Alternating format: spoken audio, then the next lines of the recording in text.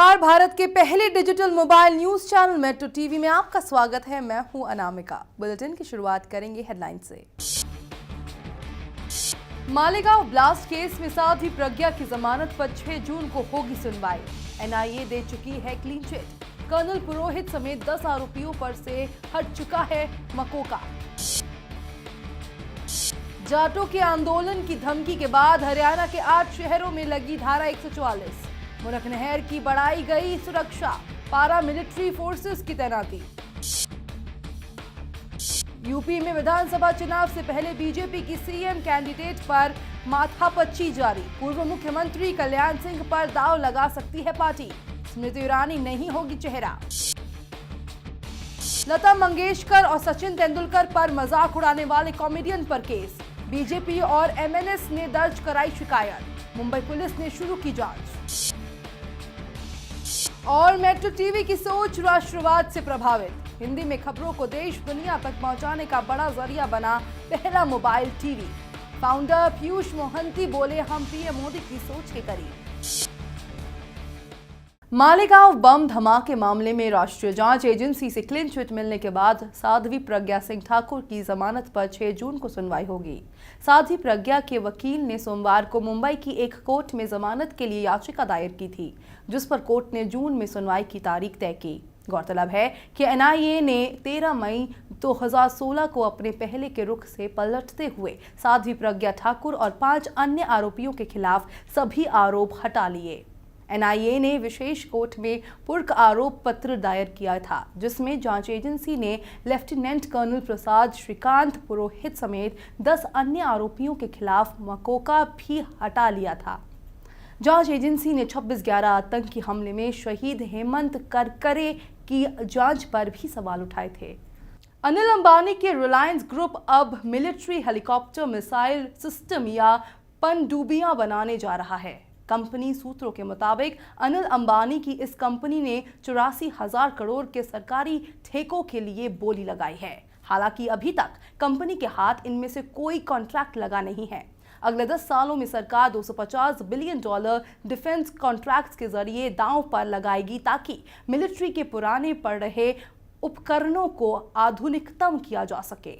अंबानी ने पिछले साल ही रक्षा क्षेत्र में कदम रखा, जब उन्होंने गुजरात की नौसेना जहाज और ऊर्जा खोजी जहाज बनाने वाली कंपनी को 2000 करोड़ रुपए में खरीदा। रिलायंस सरकारी रक्षा सौदे हासिल करने के लिए 6 से ज्यादा विदेशी कंपनियों से द्विपक्षीय समझौते कर चुकी है। केंद्र सरकार ने आम आदमी के पैसे को धोखाधड़ी से बचाने के उद्देश्य से कुछ नए नियमों पर काम करने की योजना बनाई है। गरीबों को बैंकिंग की मुख्य धारा में लाने के लिए प्रधानमंत्री नरेंद्र मोदी लगातार कोशिश कर रहे हैं। सरकार की योजना है कि आम आदमी से अनैतिक रूप से पैसे जमा करने वालों पर नकेल कसी जाए। ऐसे लोग फर्जी योजनाओं के जरिए लोगों का पैसा इकट्ठा करते हैं और बड़ा मुनाफा कमाते हैं। इसका सबसे अहम उदाहरण सहारा योजना है। कंपनी के प्रमुख सुब्रत रॉय पर अनैतिक रूप से लोगों का पैसा जमा करने और गबन करने का आरोप लगा, जिसके बाद उन्हें 2014 में जेल भेज दिया गया। सुप्रीम कोर्ट ने सहारा को निवेशकों का पैसा लौटाने का आदेश दिया था, लेकिन जब वो पैसा नहीं लौटा पाए तो उन्हें जेल भेज दिया गया। कोर्ट ने सहारा को $5.4 बिलियन लौटाने को कहा था। एआईबी के कॉमेडियन तन्मय भट्ट कॉमेडी की वजह से विवादों में घिर गए हैं। उसने फेसबुक पर पोस्ट किए गए एक वीडियो में सचिन तेंदुलकर और लता मंगेशकर जैसे दिग्गजों का मजाक उड़ाया है। इस पर आपत्ति जताते हुए महाराष्ट्र नवनिर्माण सेना और भारतीय जनता पार्टी ने शिकायत दर्ज कराई है। पुलिस मामले की जांच कर रही है। पुलिस गूगल, फेसबुक और यूट्यूब के संपर्क में है। तन्मय भट्ट द्वारा अपलोड किए गए विवादित वीडियो को हटाने के लिए कहा गया है। बॉलीवुड में भी तन्मय के इस वीडियो को लेकर कड़ी नाराजगी देखने को मिल रही है। अनुपम खेर ने ट्वीट करके कहा, मैंने 9 बार बेस्ट कॉमिक एक्टर का खिताब जीता है। मुझ में जबरदस्त सेंस ऑफ ह्यूमर है, लेकिन ये ह्यूमर नहीं, घृणित और अशोभनीय है।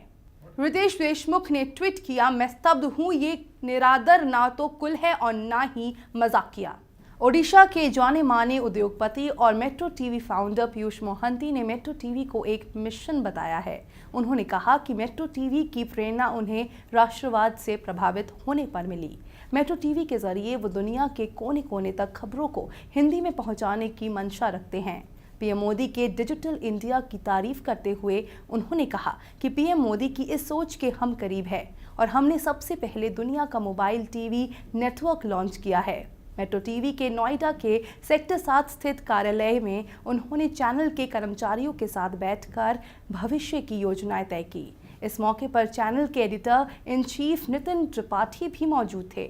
मोदी जी ने जो ये किया डिजिटलाइज करने के लिए इंडिया का उनका जो सपना है, उस सपने में कहीं ना कहीं बहुत अहम रोल मेट्रो टीवी का है, because we are truly India's first digital mobile TV.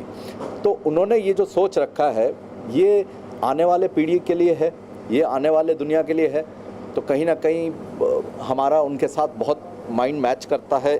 प्रेरणा तो बेसिकली राष्ट्रवाद से शुरू होता है, बिकॉज मैं चाहता हूँ कि हिंदी जो है पूरे वर्ल्ड के कोने कोने में लोग जाने, हिंदी में बात करें, हिंदी को जाने, हिंदी को पहचाने। बिकॉज राष्ट्रवाद मैं इसलिए कहता हूँ क्योंकि आप अगर हिस्ट्री उठा के देख लो तो हिंदुस्तान का और हिंदुस्तानियों का बहुत रोल रहा है, अहम रोल रहा है, अहम भूमिका रहा है मॉडर्न वर्ल्ड को तैयार करने में। हिंदी जो है खाली इंडिया में क्यों रहे, वर्ल्ड के कोने कोने में जाना चाहिए। तो जो एनआरआई है, जो इंडियंस हैं आजकल जो इंडियंस हैं, वो सारे वर्ल्ड में हैं, हर कोने में हैं। तो उन तक ये वार्ता पहुंच सके, सारे हम एक प्लेटफॉर्म में आ सकें, यही सोच है, राष्ट्रवाद का सोच है, इसलिए हमने ये चैनल शुरू किया। बटला हाउस एनकाउंटर के मामले में दिग्विजय सिंह के बयान के विरोध में सोमवार को बीजेपी कार्यकर्ताओं ने कांग्रेस अध्यक्ष सोनिया गांधी के आवास का घेराव किया। बीजेपी कार्यकर्ताओं ने कांग्रेस विरोधी नारे लगाए। बीते सप्ताह कांग्रेस महासचिव दिग्विजय सिंह ने ये कहते हुए सियासी गलियारे में हलचल मचा दी थी कि 2008 में हुआ बटला हाउस एनकाउंटर फर्जी था। हालांकि दिग्विजय के बयान के ठीक एक दिन बाद पूर्व केंद्रीय मंत्री शिवराज पाटिल ने इस दावे को खारिज कर दिया और कहा कि 2008 में हुआ बटला हाउस एनकाउंटर फर्जी नहीं था। 19 सितंबर 2008 को ये ऑपरेशन इंडियन मुजाहिदीन के आतंकियों के खिलाफ चलाया गया था, जिसमें 2 संदिग्ध आतंकी मारे गए थे और 2 को गिरफ्तार किया गया था। 7 राज्यों के 15 शहरों में बढ़ते प्रदूषण के मामले में दायर अर्जी पर सोमवार को नेशनल ग्रीन ट्रिब्यूनल में सुनवाई हुई। सेंट्रल पोल्यूशन कंट्रोल बोर्ड ने 15 शहरों के एयर क्वालिटी का डाटा एनजीटी को सौंपा। एनजीटी ने कड़ी नाराजगी जताते हुए कहा, सभी राज्यों के वकील अगर मंगलवार तक ये नहीं बता पाए कि उनके राज्य का कौन सा शहर सबसे ज्यादा प्रदूषित है, तो राज्य के चीफ सेक्रेटरी के खिलाफ वारंट जारी कर दिया जाएगा। हेवी इंडस्ट्रीज मिनिस्ट्री ने 11 बड़े शहरों में डीजल गाड़ियों को बैन नहीं किए जाने के लिए एनजीटी में इंटरवेंशन एप्लीकेशन दी थी। जिन शहरों का डाटा मांगा गया है उसमें लखनऊ, पटना, पुणे, बेंगलुरु, चेन्नई, कोलकाता, मुंबई, कानपुर, जालंधर, वाराणसी, अमृतसर शामिल हैं। उत्तर प्रदेश में अगले ही साल विधानसभा चुनाव होने हैं। इसे लेकर यूपी की राजनीति गरमाई हुई है। इस बीच बीजेपी ने इस चुनाव में बड़ा दांव खेलने को तैयार है। सूत्रों की माने तो यूपी में स्मृति ईरानी पार्टी का चेहरा नहीं होगी, बल्कि चर्चा है कि बीजेपी ने कल्याण सिंह पर दांव लगाने का फैसला कर लिया है। हालांकि ये भी कहा जा रहा है कि कल्याण सिंह सिर्फ प्रचार कार्य का नेतृत्व करेंगे, सीएम पद के दावेदार नहीं होंगे। यूपी को लेकर पार्टी की बैठक मोदी ने की थी, जिसमें जेटली ने प्रस्ताव दिया कि मायावती के मुकाबले पिछड़ों के नेता कल्याण सिंह को ही सामने लाना चाहिए, जिसका अमित शाह ने समर्थन किया था। बिहार में राज्यसभा और विधान परिषद चुनाव को लेकर पार्टियों की ओर से उम्मीदवारों ने अपना अपना नामांकन दाखिल किया। आरजेडी की ओर से प्रसिद्ध अधिवक्ता और पूर्व बीजेपी नेता राम जेठमलानी और मिसा भारती ने नामांकन किया। वहीं मुख्यमंत्री नीतीश कुमार की मौजूदगी में जेडीयू की ओर से शरद यादव और आरसीपी सिंह ने अपना नामांकन दाखिल किया। मौके पर लालू प्रसाद यादव और उप मुख्यमंत्री तेजस्वी यादव के अलावा शिक्षा मंत्री और स्वास्थ्य मंत्री तेज प्रताप यादव भी मौजूद रहे। राबड़ी देवी और लालू प्रसाद यादव भी पूरी प्रक्रिया के दौरान वहां रहे। हरियाणा में फिर जाट आरक्षण की मांग को लेकर आंदोलन गहराने वाला है। जाट समर्थकों ने 5 जून तक का अल्टीमेटम सरकार को दिया है। अभी राज्य के 8 शहरों में धारा 144 लागू कर दिया गई है। इसके अलावा 6 शहरों में सीआईएसएफ को तैनात कर दिया गया है। मुनक्ष नहर की सुरक्षा भी बढ़ा दी गई है। वहां सीआरपीएफ के जवानों को तैनात कर दिया गया है। इस नहर से दिल्ली को पानी मिलता है। सरकार ने सोनीपत और रोहतक में भी सुरक्षा कड़ी कर दी है। इस बीच खबर मिली है कि राज्य सरकार जाट आरक्षण मसले पर आज पंजाब एवं हरियाणा हाईकोर्ट में एक याचिका दायर करने वाली है। जाट बहुल 7 जिलों में अर्धसैन्य बलों की 10 कंपनियों को तैनात किया गया है। खुफिया एजेंसियों को सतर्क कर दिया गया है और दिल्ली की लाइफलाइन पश्चिमी यमुना नहर पर भी सुरक्षा बढ़ा दी गई है। प्रधानमंत्री नरेंद्र मोदी 4 जून से 5 देशों की यात्रा पर जाएंगे। प्रधानमंत्री अपनी यात्रा अफगानिस्तान से शुरू करेंगे, जिसके बाद वो कतर, स्विट्जरलैंड, अमेरिका और मेक्सिको जाएंगे। अफगानिस्तान में पीएम मोदी भारतीय वित्त पोषित सलमा बांध का उद्घाटन करेंगे, जिसका निर्माण 1400 करोड़ रुपए की लागत से हुआ है। अफगानिस्तान के बाद मोदी ऊर्जा संपन्न कतर जाएंगे और वहां से वह स्विट्जरलैंड की यात्रा पर जाएंगे। कतर की 2 दिवसीय यात्रा के दौरान मोदी कतर के अमीर शेख तमीम बिन हमाद अल थानी के साथ व्यापक द्विपक्षीय मुद्दा पर चर्चा करेंगे, जिसमें आर्थिक संबंधों को गति देने के लिए विशेष तौर पर हाइड्रोकार्बन क्षेत्र शामिल है। 27 मई को सार्वजनिक हुई नेताजी सुभाष चंद्र बोस की फाइलों से उनको लेकर एक बड़ा खुलासा हुआ है। इनमें से एक फाइल से संकेत मिल रहे हैं कि नेताजी 1963 में उत्तर बंगाल के सालुमरी आश्रम में के भंडारी के नाम से रहते थे। फाइल से ये भी पता चला कि भंडारी के बारे में 1963 में सरकार से जुड़े टॉप लेवल के लोगों ने चर्चा भी की थी। नेताजी से जुड़ी सार्वजनिक हुई कई फाइलों में के भंडारी को ही सुभाष चंद्र बोस कहा गया है। पीएम नेहरू के निजी सचिव के राम की ओर से इंटेलिजेंस ब्यूरो के तत्कालीन सचिव को सौंपे गए टॉप सीक्रेट मेमो में इसका जिक्र मिलता है। बिहार पुलिस भले ही नेपाल के कारोबारी सुरेश केडिया को 3 दिन बाद अपहरणकर्ताओं के चंगुल से अपने दम पर छुड़ाने का दावा कर रही है, लेकिन केडिया के पारिवारिक सूत्रों की माने तो उन्हें आज़ाद कराने के लिए अपहरणकर्ताओं को 10 करोड़ रुपए की फिरौती दी गई थी। केडिया परिवार के एक सदस्य ने बताया कि फिरौती की ये रकम काठमांडू से हवाला के जरिए मुंबई भेजी गई। 5-5 करोड़ रुपए की 2 खेप हवालों के जरिए मुंबई भेजे जाने के बाद ही किडनैपरों ने रविवार दोपहर सुरेश केडिया को मोतिहारी के एक गांव में लाकर छोड़ा। किडनैपरों ने ही पुलिस को केडिया के गांव में होने की जानकारी दी थी।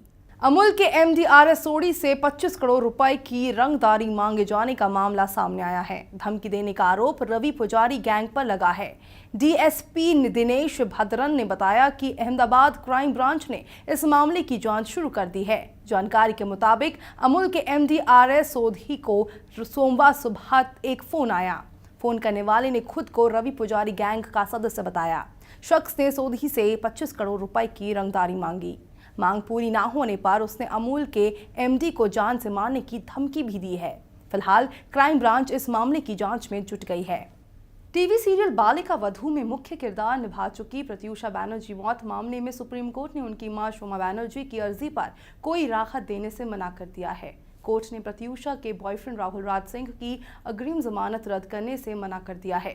शोमा ने राहुल राज की अग्रिम जमानत रद्द करने के लिए सुप्रीम कोर्ट में अर्जी लगाई थी।